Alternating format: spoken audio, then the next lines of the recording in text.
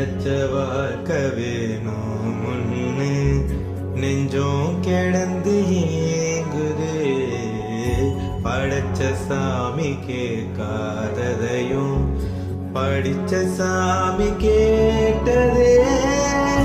எல்லாரையும் போல நல்லாரு போனால நீதி தரும் சேதி வரும் நமக்குண்டு அழகிய எதிர்காலம்.